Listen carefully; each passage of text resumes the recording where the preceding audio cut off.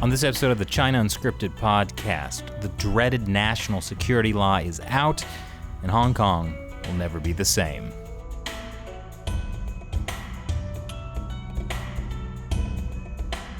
Welcome to China Unscripted. I'm Chris Chappell. I'm Shelley Zhang. And I'm Matt Gnezda. Joining us today is Antony Dapiran, a Hong Kong-based writer, lawyer, and photographer. He's also the author of the book City on Fire, The Fight for Hong Kong. Thanks for joining us. It's a pleasure to be with you all. Yeah, so you're in Hong Kong right now, right? Absolutely. Okay. Well, so this new national security law the Chinese Communist Party just rolled out with, it basically makes criticism of the Communist Party illegal. So, big question, what's your favorite thing about Chinese leader Xi Jingping? I've always been impressed by the height of his trousers. The height at which his trousers are worn is reaching the lofty heights of Jiang Zemin at his best years. So let's see if he can aspire to that. Well, I give you credit because, gosh, it's so hard to choose just one thing. I would love to do like an analysis of the power struggle between the two of them based on the height of their trousers. Do you think the higher the pants, the higher the power? Yeah, Absolutely. obviously, yeah. Wow. Well, we know who wears the pants in China. All right, but so seriously, this new national security law, we all knew it was going to be bad, but how bad is it? I think it's fair to say it's much worse than people were expecting. Good. And I mean, it's not only because we've got 4 new criminal offenses which are very broadly and very vaguely defined and pretty much leave a lot of scope for interpretation to the authorities to arrest and charge who they want to. But there are many other aspects to the law that make it very alarming. And we can spend a bit of time talking about them, but the way they effectively embed the party state into the Hong Kong governance system is very alarming. The way they dispense with many procedural protections is alarming. The fact that there is scope for suspects to be extradited to mainland China to face trial in certain cases. And of course, the extraterritoriality that everyone's been talking about, that anyone in the world could fall foul of this law. I mean, there's a number of things in there that I think people simply weren't expecting. Yeah, I think that's the shocking thing, is that like it applies to everyone on the planet. If you, anywhere you are in the world, if you criticize the Chinese Communist Party or the Hong Kong authorities, you shouldn't go to Hong Kong anymore, it seems. Look, it certainly is looking that way, yeah. And I think it's. I mean, the extraterritoriality is surprising. I mean, it's not unique. There are many other countries in the world, including the US, that have some long arm reach to their jurisdiction for these kind of laws. What is alarming is the things that are caught by it. So I think in particular for people overseas in touch with people in Hong Kong, the one that I think people found most alarming was that if there's any collusion between Hong Kongers and foreign parties to incite the Hong Kong people to hate the Hong Kong government or to hate the Communist Party, that becomes a crime. That's a very broad and very alarming thing to apply to people anywhere in the world. So real quick, I'm sorry, Shelley, but like you're talking to us. Are you okay? Are you going to be safe? Well, look, I mean, I don't think we're colluding to incite the Hong Kong people to hate the Communist Party here or the Hong Kong government. So we'll sort of manage our conversation within the constraints of that. I mean, I don't think we are, but that's not necessarily how the Chinese government will see it. Yeah, I mean, absolutely. That's the thing that this law is a very much open to interpretation, and I think it's designed to give the authorities a tool to catch whoever they want to catch who's politically undesirable for various reasons. And so it's really a bit of a wait and see situation to see who they start charging and for what. We've had our first test cases just today, and we'll see more next week, I think, and we'll start to see some kind of definition around this going forward.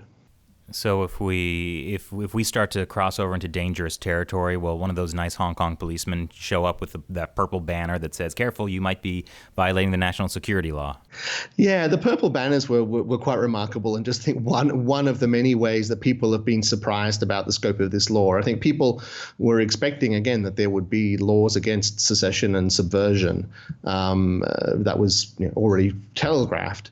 I don't think anyone expected that they would be applied so so broadly against simple speech acts. No one would have expected that just possessing a flag with a Hong Kong independence slogan on it, or with the famous Liberate Hong Kong Revolution of Our Time slogan on it, would expose you to being arrested and charged under this national security law. But that seems to be what the government and the police are saying. One thing that, before this law, before anybody knew what was in the law, Carrie Lam was like, oh, this will only apply to a minority of people and it won't, restrict Hong Kong's freedoms at all. And now it turns out to apply to basically everybody. And also you can't say things. It's just like, how do they come back from that? The lie has been given to that very quickly. And you've got to wonder whether was Carrie Lam deliberately trying to pull the wool over people's eyes when she said that, or did she herself simply not know? I mean, it's famously on Tuesday morning, the National People's Congress had already passed the law, and in a press conference happening at pretty much the same time, Carrie Lam confirmed that she hadn't yet seen it. So it could well be that she was kept in the dark as to what was going to be in the law until the very last minute as well. Well, the police clearly knew because they had time to print up those purple banners. That's been a question people have been asking. Who gave the instructions and the advice to the police as to what the law would say and how it would be applied, and then who within the police force then had the time to go and have the banners made? So clearly something happened in advance to prepare them for Wednesday morning when the protest was happening. Presumably it was someone inside the Department of Justice in Hong Kong who gave the legal advice to the police on how they would be able to act on this law. But it's all an open question as to what was happening behind the scenes there. Speaking of the police, there's one thing that came out today where, is it Tam Yo Chung? He sits on the National People's Congress Standing Committee for Hong Kong. Yeah. He said something about how reporting on police brutality could fall under the national security law. Like, is that something that people are taking seriously, or is he just kind of running his mouth off?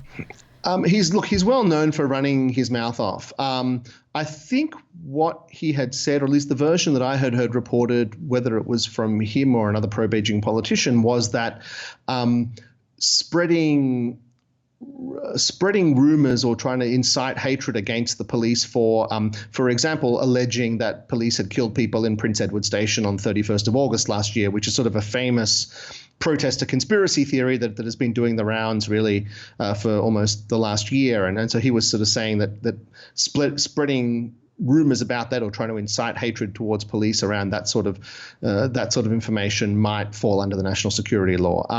Again, it seems a stretch, but who knows how this law might be applied. But I don't think, at least, it may well have been said because they're saying all kinds of crazy things, but I don't think yet they've put any limits on reporting by the media. In fact, there's a very interesting exchange between one of the CNN reporters and Carrie Lam, and CNN asked her, what are we exposed? What are we allowed to report on, or what are we not allowed to report on now? And Carrie Lam essentially said, well, the media won't be in trouble for doing your job as long as you have the right motives. So if there's any sort of ill-intentioned behavior by the police, by the media rather, that might be something that the authorities look at dimly. So who's to say what are the right motives and what are not?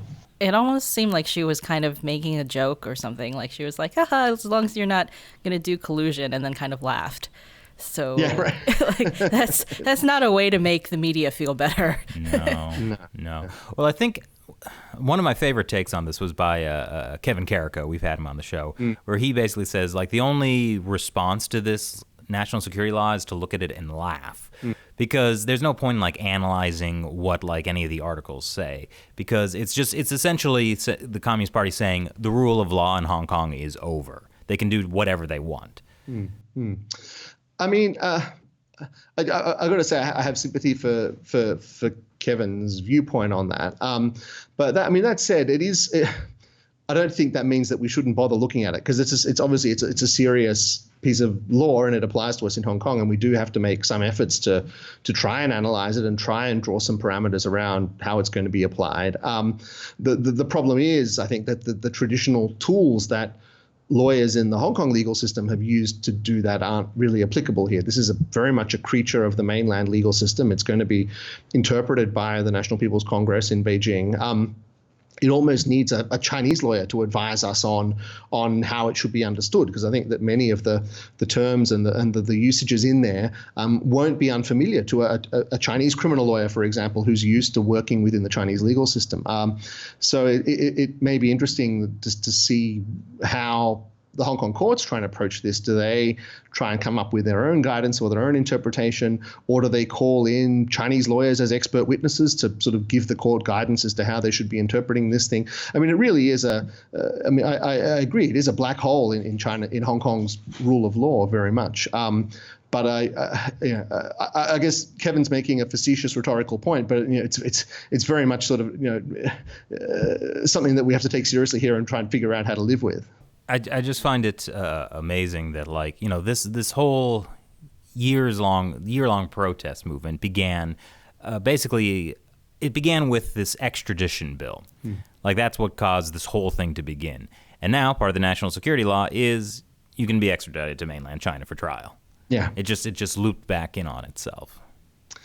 Yeah, absolutely. And it's even worse than the extradition law plus the original Article 23 law of 2003 combined. Almost as if Beijing's saying, okay, you don't like that, then we're going to show you something you really don't like. But I mean, what's interesting, I think, is that clearly last year there was a very disruptive protest movement in Hong Kong, and clearly red lines were being crossed with the kind of slogans that people were chanting on the streets, the direct defiance of party rule in Hong Kong, and yet at the time, when you look back at it, Beijing was pretty restrained. They didn't send in the PLA, as many people worried about and talked about. They didn't do much other than let the Hong Kong police to sort of do their thing. And when you sort of look back at that time, you kind of think, wow, it's not like the authorities in Beijing to let people get away with this much inside the territory of the People's Republic of China. And so indeed, there clearly was some kind of reckoning that was inevitable. I just don't think that anyone expected it would be so furious when it finally arrived. I hate that, like, we say, oh, the Communist Party, oh, it showed a lot of restraint, because the line is like, oh, they didn't massacre a bunch of people. We're not inciting hatred against them. We're just pointing out that they were restrained. I do think it's interesting that a lot of the terms that have been used with the law, like succession or subversion, state power, or spreading rumors, and like you pointed out earlier, this is stuff that's in Chinese law. That, like, I never thought that we would be talking about whether spreading rumors would be a dangerous thing to do in Hong Kong. Yeah, no, it absolutely changes the landscape in Hong Kong for the kind of things people have to worry about, the kind of things people have to think about. Speaking to people just in the last few days about their feelings and reactions to it, there's very much a sense that people suddenly in Hong Kong have to live with a sense of fear, to live with this sense of self-censorship and self-policing, and suddenly having to think about what you're saying and what you're publishing and your behavior in public and whether it's going to fall foul of this law or not. And we're seeing that being manifested in many ways. The pro-democracy businesses are tearing down the pro-democracy posters from their premises. Various NGOs and political parties have been dissolving. Very famously, Nathan Law just announced he's going into exile. So all these different ways that this climate of fear has descended, and people are immediately moderating their behavior to try and deal with it. But at the same time, what we're also seeing, typical to the Hong Kong protest movement, is creative and amusing ways to try and respond to it. So the government, having announced that the slogan "Liberate Hong Kong" is now banned, people are coming up with all kinds of creative and amusing alternatives to that. And so I think we're going to see the Hong Kong protesters, activists generation react to this in the way they react to everything else, with determination and creativity and humor. Can you give us some examples of some of the things they've done? There's various visual jokes, so sort of writing the Guangfu Xianggang slogan in different fonts, or using different characters, or using various rebuses to represent the characters in the slogan. There was one shop that put up a a Lenin wall with blank colored Post-it notes. So it looked like a Lenin wall from a distance, but when you got closer, you realized that all the Post-it notes were blank. There's nothing written on them. And when a neighbor or someone sort of complained and called the police on them, and the police turned up and realized it was blank, the shop owners wrote, ha ha ha, and please wear a mask on some of the Post-it notes just to make it kosher. Another movement people have been talking about is a blank signs movement. So they're talking about having blank white sheets of paper and sticking them up around the place to represent the censors that have been the slogans that have been censored. So that's another way. One other thing was people suggesting that they should quote from the national anthem of China. "Arise, you people who will not be slaves," is a very rousing slogan for a revolutionary movement. And the Hong Kongers are saying, well, maybe we should just adapt that. It's part of the national anthem. It can hardly be considered subversive. So all these sorts of creative ways that people are starting to respond. I just wonder whether somehow the Chinese Communist Party is going to figure out a way to criminalize sarcasm.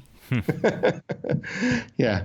Well, already the satirical program headliner on RTHK, the government broadcaster here, has been banned because satire and humor is clearly something that the government doesn't like. So they've taken this program off the air as a result. Now, you mentioned banning the slogan "Liberate Hong Kong, Revolution of Our Times," and I mean, in the Chinese, like the word liberate, it's like a little different, where it could also mean more like restore or something like that, rather than kind of like liberate the way, the People's Liberation Army uses liberate or something like that. Do you think that there's a chance that like when these cases go through the Hong Kong courts, that the court system could reverse some of these things, or do they no longer have that power? Yeah, look, absolutely. And there's definitely been, I would think, some overreach in some of the arrests that have been made, and we'll see how the courts treat them. But I think there's a couple of things. So firstly, as you quite rightly point out, I mean, ever since its inception, the meaning of that slogan, that, Gong Fu Heng Gong's Ti Doi Gat Meng, has been disputed, and there are many different ways to pass and to understand that slogan. And there's been much discussion among the Western media and academia as to how it should be properly translated into English. And so, it is a slogan that has a fairly nebulous meaning. And I think what the government's trying to argue is that the way it's used shows a subversive or a secessionist intent. And so I think that may be the way the court ends up looking at these things. What's the intent of the slogan or the way it's being used? But I mean, we saw examples reportedly of people being arrested on Wednesday for simply wearing a T-shirt that said "Free Hong Kong," or for having a "Liberate Hong Kong" sticker on their phone. Now, that would seem to me to be overreach, and a sensible court would surely say, okay, even if you're accepting that, the slogan might show a subversive or a secessionist intent in some circumstances. Simply having a sticker on your phone is hardly going to incite people to try and overthrow the government. That surely is taking it too far. But I mean, who knows, right? And we still don't know, and what a sensible court would do and what they actually end up doing in the face of pressure from Beijing and from the government may be something quite different. There are elections coming up later this year. How do you think this is going to affect that? Look, it's certainly already affecting what the pro-democracy legislators are willing to talk about publicly.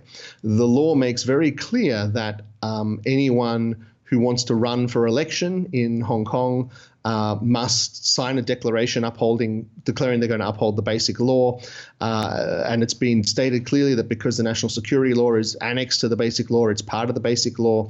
The provisions of the law also suggest that people trying to obstruct or criticize the law may be guilty of subversion. And as a result, all of the people who are hoping to run in the election as pro-democracy legislators in September are keeping very quiet and are not speaking out publicly to criticize the law. You'll see very few of them commenting in the media now. They are doing their best to avoid giving the authorities excuse to disqualify them from that election. So that's the first immediate impact. It's going to be interesting to see when campaign season opens, how do those candidates campaign? Traditionally, the pan-democrats in Hong Kong have campaigned on an anti-government platform. They are structurally the permanent opposition party in Hong Kong. Their identity is defined around opposing certain aspects of the Hong Kong government policy, and broadly speaking, pushing for democratic reforms in Hong Kong. That's been part of their policy all along. Now, if suddenly their campaigning on their traditional platform threatens to be considered subversive and secessionist and subject them to being disqualified from the election or even arrested and charged under the law, they have to have a complete rethink around the way they're going to approach this election.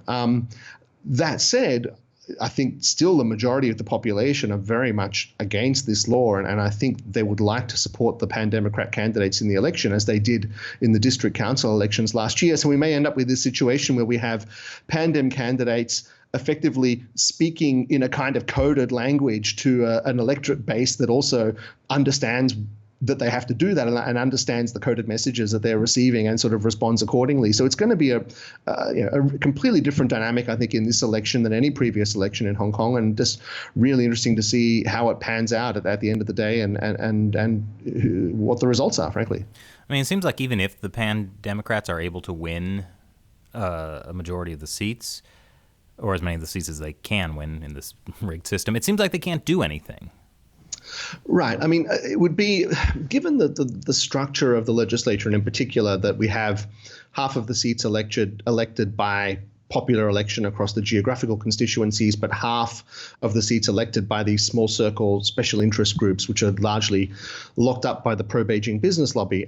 Structurally, it's very difficult for the Pandems to actually win a majority of seats in the legislature. I can see them getting maybe 30 out of 70 would be a very strong result. It would be an unprecedented result for the Democrats. I don't see them getting all the way to 35 or beyond. But I mean, as you say, even if they do, the way that the legislature is structured is that it has very little power. The government proposes new laws to the legislature. The government proposes the budget. The ministers are all selected by the government. The legislature has to approve the laws. So if the legislature doesn't approve them, nothing gets enacted. The legislature has to approve certain other things, but essentially it's the government that runs the show. Now, what is very interesting is that previously one of the ways that Democrats have tried to exert their power within that overall framework is to filibuster inside the legislature. And now, under the new national security law, there's a suggestion that even filibustering is itself considered subversive behavior underneath the national security law. Of course. So again, what exactly the pan-Democrats are able to do is going to be incredibly constrained, whether they win or not. Are you allowed to sneeze, or is that terrorism? With COVID. I think it depends on your intent. Your motives. Well, that's the thing. If you start talking about intent and motives, then even like the blank signs that people hold up could be criminalized. I mean, those are thought crimes. Right. Well, exactly. I mean, when Carrie Lam talked about this sort of motive and intent, that was one of the parallels that people immediately sort of drew. Are we talking about thought crime here? Yeah. What the national security law seems to show is that, like, even if Hong Kong has a set of laws, or even if Pandems win a majority in the election and they try to pass new laws, those laws can just be essentially overwritten by Beijing, the way that the basic law has now been overwritten by the national security law, right? Yeah, I mean, look, even if the Pandems win a majority, the kind of laws that the legislature themselves can introduce is very limited. So any law that relates to, broadly speaking, government policy can only be introduced by the government, by the chief executive. So pick a subject that doesn't relate to government policy. You know what I mean? So the actual scope of what they call private members' bills is very limited. So even with a majority, all they're in a position to do is to vote down legislation proposed by the government effectively. And I would argue that if they consistently vote down every bill the government puts to the legislature, then they will quickly be found to be subversive under the national security law, or Beijing will find another way to short circuit that behavior pretty quickly, I think. Just start disqualifying people again. Yeah. So what I don't get is when Beijing signed the Sino-British Joint Declaration that guaranteed Hong Kong would have its own laws and freedoms till 2047. Like this has completely gone back on that. It's how can they get away with this? Well, I mean, the way Beijing are justifying it are saying that yes, Hong Kong has autonomy under the Basic Law, but we've always said that national defense and foreign affairs are the two areas that Hong Kong does not have power over, and that goes back to the Joint Declaration. And Beijing's interpretation is, well, national defense is a matter of defense and foreign affairs, so it's something that a power that properly belongs to the central government, not to the Hong Kong authorities. And that's the basis that they're relying on to effectively step in and enact this law for Hong Kong. So is there anything the international community can do?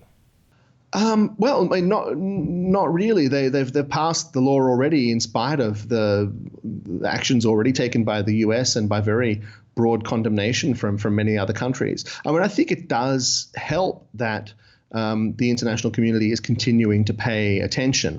Always better that these things happen in the light than in the dark.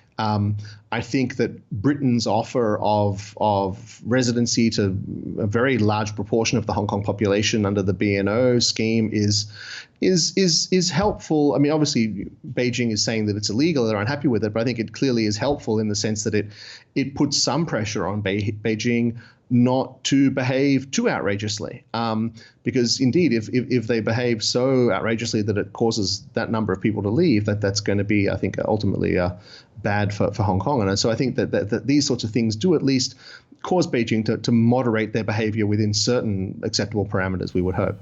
With the BNO thing, now Beijing has threatened to, retaliate if the UK goes through with offering that path to citizenship for Hong Kongers. And people have said things like maybe they could do exit bans, like prevent Hong Kongers from leaving, or perhaps they could restrict residency so that, like, if you hold a BNO passport, then you cannot also hold a Hong Kong, identity. Like, do you think that that's a real risk? Look, I think it's difficult. But I think it's technically difficult to do for a start. I mean, that many people in Hong Kong have both BNO and Hong Kong passports, so they can sort of pretend they only have a Hong Kong passport and leave on the Hong Kong passport, but then use the BNO passport when they arrive in the UK.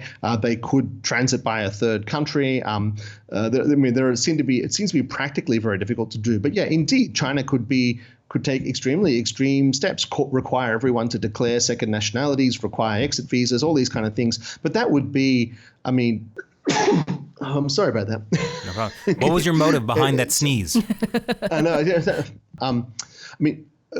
China could require people to declare second nationalities. They could apply exit visas or all sorts of things. But I mean, these would be very extreme measures. They would fundamentally end freedom of movement in Hong Kong. I mean, take Hong Kong back to even a worse situation than the mainland now, or the mainland anytime in the last 30 years.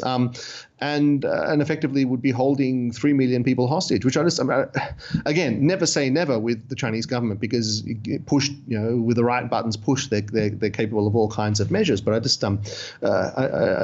would be interested to see exactly how they try and implement something like that. Well, I think let's digress for one moment, because I'm curious about how it affects this. The Communist Party has always offered the one country, two systems model as an option for Taiwan to reunify with the motherland. Clearly, I don't think they can make that claim anymore. How is this going to affect how China approaches Taiwan? It seems like the only option left is military invasion. Well, I mean, there's military invasion. There's economic coercion, there's gradual co-option over a long period of time, and there's many different ways that they can exert pressure. But I think it's pretty clear that even before now, going back a couple of years, that Beijing, I think, had given up on the charm approach to winning over Taiwan. And I think as Taiwan has increasingly seemed to be increasingly assertive about the fact that they don't want to accept one country, two systems, and certainly the current administration have been very vocal about that in Taiwan. And I think similarly, Beijing have somewhat decided that it's a bit of a lost cause trying to win that battle in the way that they've been fighting it for the previous couple of decades, and they're going to try a new approach, which is rather less subtle. So we'll see how it all pans out. But I think there are many other tools in the toolbox for China, and I think they may be trying some of the more assertive ones. It seems likely going forward. Yeah. Do you think this has changed how the international community views the Chinese Communist Party? Because I know after the coronavirus, and especially with this, I'm hoping that some of the rose-tinted goggles have come off. Look, I think it's part of a broader global realignment happening in many countries for many different reasons, but all at the same time. China has become increasingly assertive in recent years, and it seems like the Hong Kong protests of last year provided a very visceral image of that on the streets of Hong Kong, and that combined with a trade war in the U.S., it combined with the Meng Wanzhou, two Michaels kidnappings of the Canadians in China. It combined with the introduction of foreign influence legislation in Australia. It combined with various other dynamics going on in the UK around Huawei and 5G. And just all these different things seem to coalesce at this one moment that I think has as we've seen, I think in recent months, sort of a hardening of positions among some countries in the West to take a tougher line against Chinese influence more globally, at the same time as China themselves have hardened their positions and become more assertive. And so it really does feel like the dynamic has shifted in the whole world between the sort of the relationship between many countries in the West and China. Yeah. I do like the effect it's had on American politics. It's now everyone is arguing about who's going to be tougher on China. It's like who can be the most tough on China. Yeah, it's remarkable. It seems to be pretty much the only bipartisan issue in U.S. politics at the moment. Yeah. Yes, unanimously bipartisan, pretty much. So, now, Antony, you've written 2 books on protests in Hong Kong. So you've obviously been looking at this issue for many years now. What do you think will happen with Hong Kong protests moving forward? Yeah, but that's a question I've been thinking about very much just in the last few days as I've thought about this law and the effect that it will have. I don't have a convincing answer yet, but clearly it's a fundamental change of the landscape. Up until now, protest has been a key part of the Hong Kong identity, both a key part of a key means of political participation in Hong Kong, and the system has facilitated that and has often shown it to be an effective way to participate in political life of Hong Kong.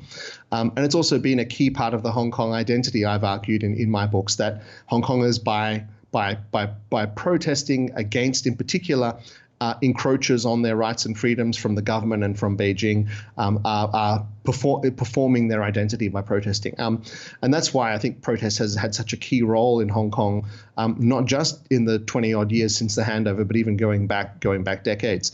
But you can't but otherwise conclude that this law fundamentally changes what is permissible in terms of the scope of political protest in Hong Kong, and its likely effectiveness going forward as well. So I think we are going to see a change in the modes and methods of protest. I don't think we're going to see an end to dissent. I mean, this law doesn't wave a magic wand and suddenly make all the people of Hong Kong happy again. Really? I mean, isn't that what Xi Jingping thinks is going to happen? I don't think. I don't think he thinks that, but I think that they think that the sheer oppression will push everyone, underground. Will force it to go away by means of just fear and oppression. But I don't think it's that straightforward. the discontent as it had between the umbrella movement of 2014 and the 5 years later protests of 2019, the discontent will bubble away, and it will burst out in one form or another at some point in the future. It might not be this summer, it might not be next year, but the sentiment will continue to be there. I think what Beijing is hoping is that this law will put a lid on that behavior for long enough for them to get into the education system, get into the community through the United Front organizations and so on, and try to gradually remake the Hong Kong population over to the population that's more to their liking in the meantime. I mean, despite their having tried to do that for the last 20 years and that not having really worked, do you think that's going to work out for them in the future? I don't know. At the moment, looking at certainly the younger generation in Hong Kong, it seems unlikely. I mean, you'd be hard pressed to find anyone under the age of 30 in Hong Kong who wasn't deeply sympathetic to the protest movement. And many people above the age of 32, 30 as well, I mean. It's not going to be that straightforward, I don't think. I guess my concern is that it's sort of been a progression over the past several years in Hong Kong of it progressively getting worse. And so my concern is that as bad as the national security law is, what do they have next up their sleeve?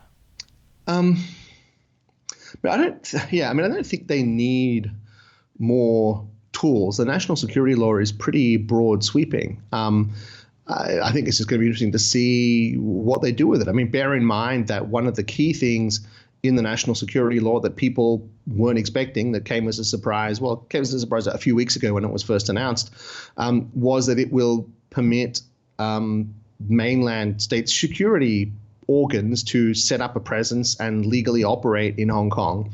When they're operating in Hong Kong, they will be empowered to investigate cases. When they're doing that, they are outside the scope of Hong Kong jurisdiction. They are immune from Hong Kong police. And when they wish to do so, they can take over jurisdiction of a case and take that case and the offender with them back to the mainland for investigation and trial. So that is a very, it's an unprecedented power in Hong Kong. It's a very, very intrusive and enables them pretty much to do whatever they want with political dissidents here in Hong Kong. And so we'll see if and when that power is used and how it's used. But that's going to be something that I think really is going to be a complete sea change in terms of the Hong Kong landscape. In terms of if they take over jurisdiction and send Hong Kong dissidents to the mainland for trial, does that mean they will be imprisoned in the mainland? I believe so, yeah. Yeah, wow. That's pretty chilling. I guess this is already pretty bad. It's just this is their way to do whatever they want to the people of Hong Kong. Right. Look, I think it's an assertion that China has always said, the one country comes before the two systems, and this is their reminder to Hong Kong, hey, don't forget you're part of the one country, and we're not going to accept all this, what we consider, I'm speaking from the point of view of Hong Kong, for the Beijing government, we're not going to accept all this kind of nonsense on the streets, and you're part of Hong Kong, and if you part of China, if you have any kind of pushback against that, we're going to remind you who's boss. And this just says that, I think, in very forceful terms. So basically, it keeps boiling down to the fundamental thing that the only way for any change to happen is for the Communist Party to fall. Well, look, not necessarily. I mean, we've seen different leaders over time in Beijing, and that the tone in Beijing very much directs the tone in Hong Kong. And I think everyone agrees that the tone in Beijing now has led to a much more strongly centralized view of power in China, and that has led to, I think, the outcome we're seeing here in Hong Kong. But there were past administrations that were more relaxed about what happened here in Hong Kong, and who's to say that future administrations in Beijing might again take a more relaxed view. So I don't think there are, I mean, notwithstanding the party is a monolithic entity, there are many, I'm sure as you know, factions and personalities within the party, which means that the tone changes and the policies change from time to time, even without the party itself leaving power. So, I mean, I think if we're to have hope for what might bring about a change to Hong Kong. Some change in the tone of leadership might be something that we could hope leads to a more benign view of what's happening here in Hong Kong. Yeah, what worries me about that is even though that there has been kind of changes like, reform and opening under Deng or different things that have somewhat changed Chinese Communist Party policy in the past, when it comes to dissent, it's very hard for them to back down from something they've already, enacted. So, right, and also Xi Jinping has pledged to stay in office for at least the next 200 years. Well, I mean, that's an exaggeration. But I think there is a danger that, I was thinking about the July 1st protest, which is, usually like the peaceful annual protest. And this year, because of coronavirus, they said, no protest. But will they let it happen next year? Or will they find a way to stop it because, they've managed to stop it before? I think that's a worry that I have, that, because the party historically has a hard time backing down from certain issues, that, like, if they start out cracking down like this on Hong Kong, they won't be able to stop. Yeah, the same questions being asked about the June 4th candlelight vigil as well. Was last year the last time that ever happened in Hong Kong? As we'll find out next year. And yeah, I think the thing that is it goes directly to your point, Shelley, that the thing that's scary about this law is that now that it's enacted, no one's going to go back and say, oh, we went a bit too far there. Let's scale this back a bit. We'll tweak a few of these provisions and delete a few of these clauses just to bring it, make it a bit more reasonable. That's not going to happen. It is the way it is now, and it ain't going to change. So all you can hope then is, well, the way they apply it might be tweaked, but then that is such a dangerous way to view a law that it then is dependent entirely upon the whim of the authorities as to how they choose to apply it. And that takes you directly into a mainland Chinese view of how the rule of law works, which is very different to the way rule of law in Hong Kong has traditionally operated. So for Hong Kongers, are a lot of people thinking about leaving now? Look, there's a lot of talk about it. A lot of people are rushing to get their B&O passport applications in. People are investigating migration options to other countries. People are talking, and one of the most common questions, the last few days, talking to people, they'll ask is, are you thinking about leaving, or So it's definitely something that's a hot topic. That said, so far I think everyone's very much taking a wait and see approach. They are considering their options, looking at what kind of options they might have, but at the same time, hoping that things work out and they can stay in a city which, for many of them is their only home and the place that they want to live. But yeah, look, it's very much front of mind. And we've gotten this question many times about both mainland China and Hong Kong. Would you say that it is still safe in Hong Kong now for foreigners to come visit? Look, yeah, absolutely. Hong Kong is safe for foreigners to come to visit generally. If you are a prominent critic of the Chinese Communist Party, you probably would not be allowed into Hong Kong. I don't think, and again, who knows? You never want to say never, but I don't think they're in the business of, letting foreign citizens in particular come back in order to entrap them. If you're seen as undesirable, you won't be allowed in, as has been happening already for many years in Hong Kong, and I think will be happening even more going forward. If you have no history of criticizing the Chinese government and no proclivity for doing that, I think Hong Kong does remain a safe place to visit, certainly. But for us, maybe not so much.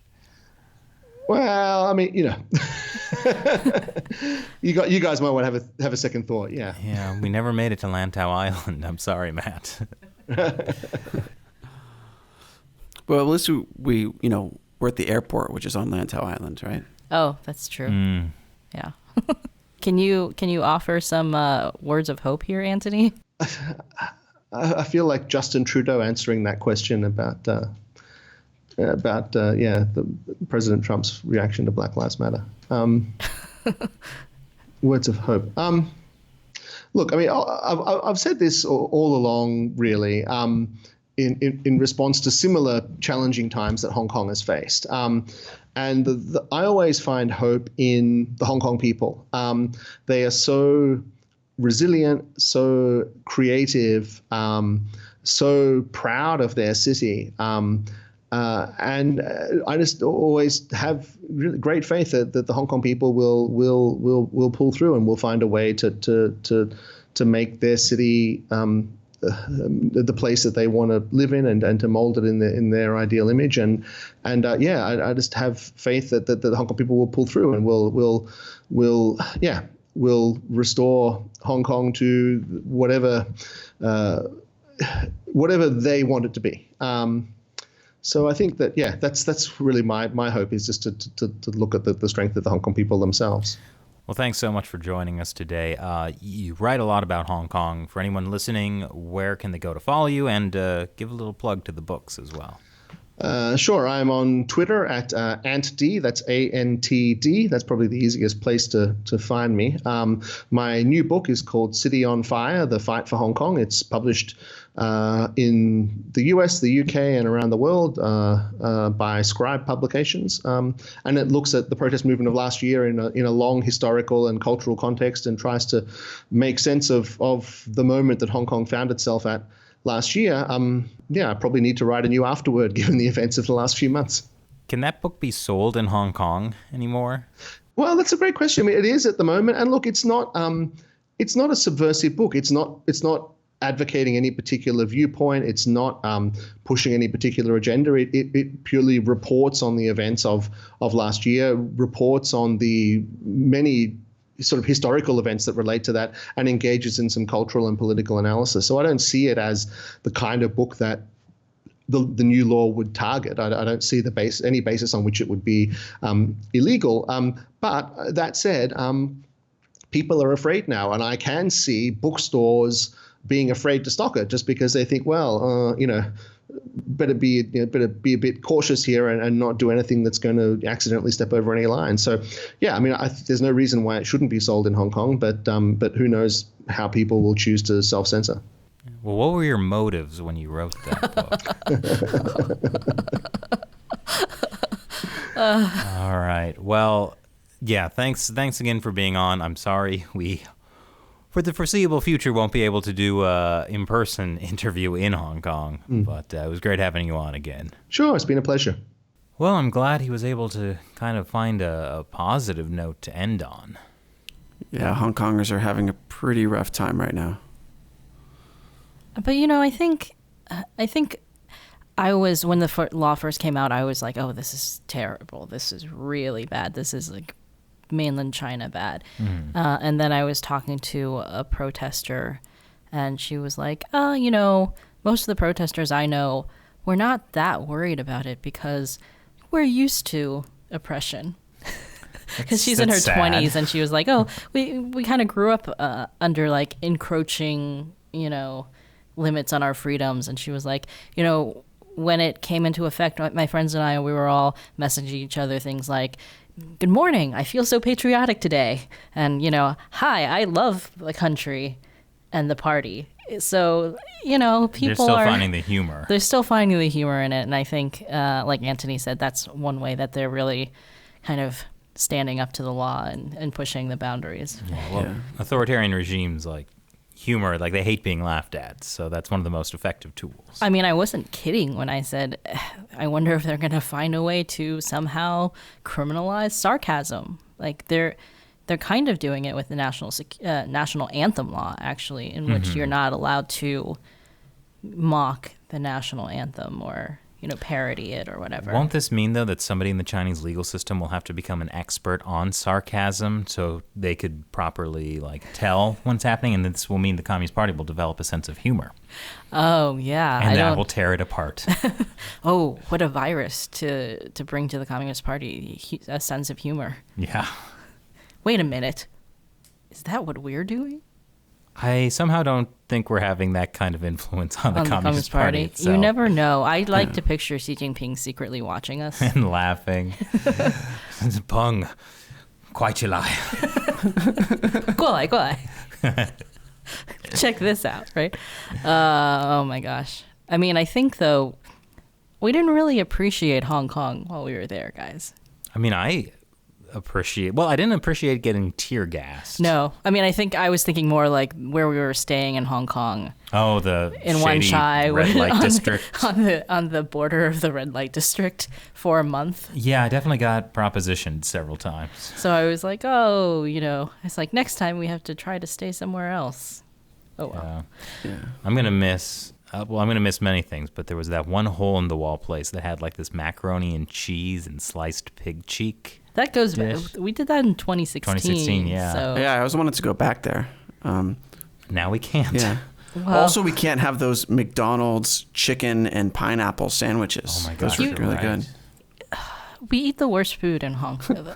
I know. Well, we did a whole episode about that, published in December, right? I mean, I kind of wish we had stopped in Hong Kong in January on our I way told back you from guys. Taiwan. I mean, I was for it briefly, and then I was like, we'll go back this literally, I was thinking, we'll definitely go back this year. We'll go back this summer. Coronavirus, national security law, Godzilla. Oh, that hasn't happened yet. That's the next that's one. That's on your bingo card. 2020 disaster bingo. We really should actually start producing these 2020 disaster bingos and distributing them. I think it'll be a fun way to mark the end of the world. Oh my gosh. I thought, at least for the election, the LegCo election in September, I was like, yeah. we'll definitely be there at least for that. I think I haven't quite processed that yet. We'll see. Yeah, well, we're already halfway through 2020. Halfway there, living on a prayer. Yeah. Whoa. So far, I give this year 1 star Out of? out of 5, out of 10. It's a 1.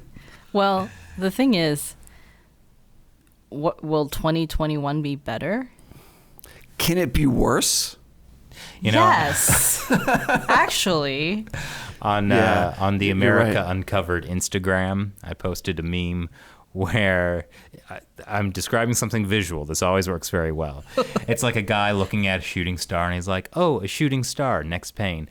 I wish that 2020 will get a little bit better. The final pane, this shooting star is now much closer. And he's like, oh, that's not a shooting star. Oh, well.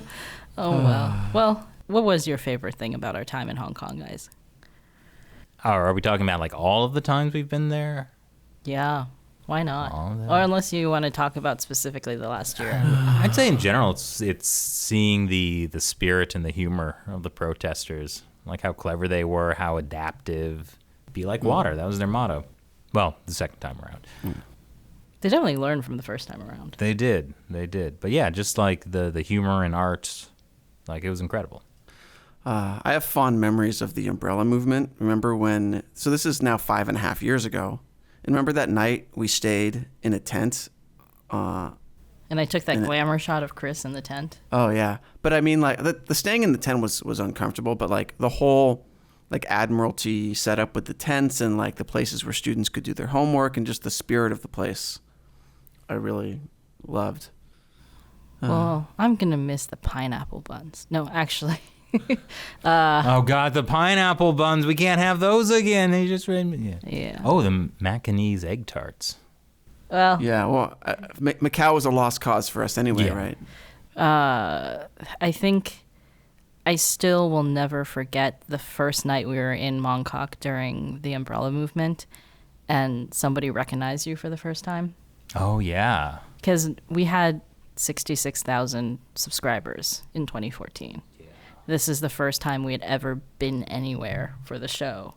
Or actually, it took Alan suggesting it to us, like, oh, we could go to Hong Kong. You could go to Hong Kong. And we were like... We could cover this in person? We could go somewhere? Yes.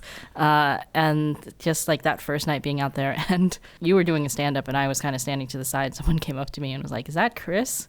And then talking about how his professor was using China Uncensored videos in their class. Yeah, that was pretty crazy. The first time that I was like, we're actually doing something People that watch us. maybe it will make some kind of difference. Are we making a difference? Yeah, and also, I mean, it definitely stretched us in terms of, like, we'd never had to do, on you know, that first one we did in Admiralty about the chairs.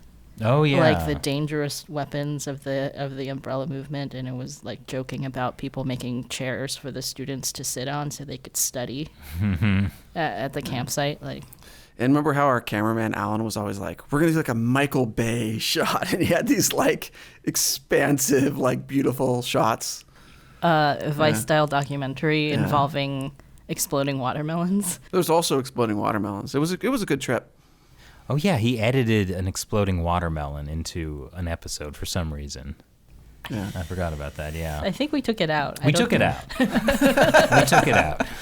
I also have a photo of you like asleep, sitting in the middle of the living room of the Airbnb we had rented.